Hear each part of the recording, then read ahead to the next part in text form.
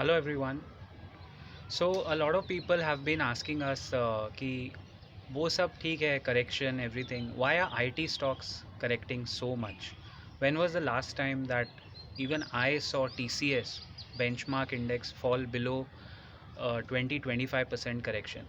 तो इसका एक बुनियादी reason, there are quite a couple of reasons for this. Number one, US में a lot of inflated IT numbers even in the big companies has led to certain market correction especially in IT stocks and उसका rub off effect या ripple effect आप Indian IT में देख रहे हैं. That's a knee jerk reaction, but fundamentally this is the reason कि Apple, Amazon, Google, all of them have corrected quite a lot, and even the mid cap IT in the US has corrected quite a lot. And because Indian IT companies का majority business US, Europe and developed economies में होता है, तो उस तरह से वो correction का एक rub off है. Second point is Indian IT faces a challenge of itself. They face a challenge of attrition.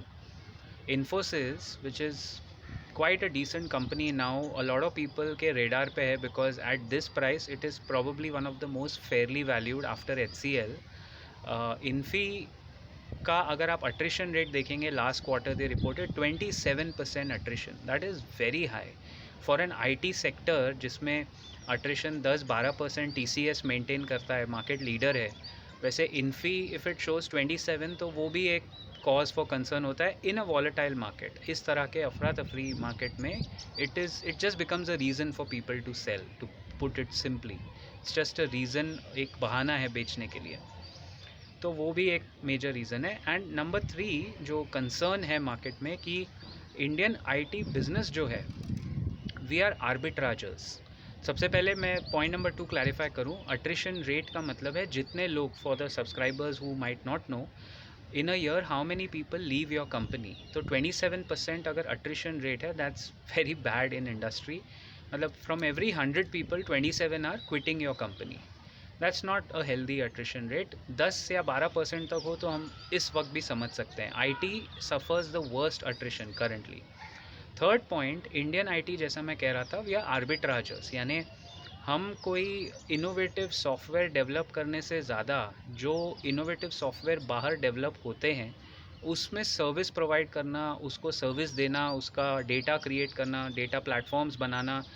कोई और कंपनी जैसे एप्पल, गूगल, अमेज़ॉन अगर सॉफ्टवेयर बना रही है तो वो लोग हमसे B2B, business to business service provider platform लेंगे. तो उस केस में अगर बेंचमार्क कंपनी नीचे गिरती है तो नी जर्क रिएक्शन आता है वेंडर, यानी Indian IT companies. We are basically vendors. But one silver lining which everyone is forgetting is, इस वैल्यूएशन पे आप कोई भी आईटी कंपनी देखिए, they are at dirt cheap valuations. मैं कोई बाय रिकमेंडेशन इस वीडियो में पर से नहीं दे रहा हूँ, but what I am saying is whether you look at HCL, Infosys, TCS in itself, थोड़ा स्लो मूविंग है but they are available at dirt cheap, kind of Black Friday sale के भाव पे मिल रहा है ये. तो अगर इस तरह देखा जाए, इसका मतलब for a horizon of people who are regular SIP या जिसको अक्यूमुलेट करना है, बहुत सिलेक्टिवली भाव अच्छा है. Good price and good news does not come at the same time. अगर भाव अच्छा है तो मार्केट में न्यूज़ ख़राब होगी. तो फियर को बाय करना है और ग्रीड में आपको या तो सेल करना है या ग्रीड में होल्ड करना है और आगे बढ़ते रहना है. बट फंडामेंटली आईटी की, इंडियन आईटी का पोजिशनिंग सही है. There is nothing wrong in Indian IT companies. I don't think we are gonna go down in the next 10 years with the digital India initiative. अगर एक sector पे आपको आंख बंद करके बेट करना है, एक या दो, then that will be banking and IT in India. और उसमें आईटी लीड लेगा इंडिया में हमेशा. आफ्टर एवरी रिसेशन या एवरी इकोनॉमिक तकलीफ, IT is the one which will bail out.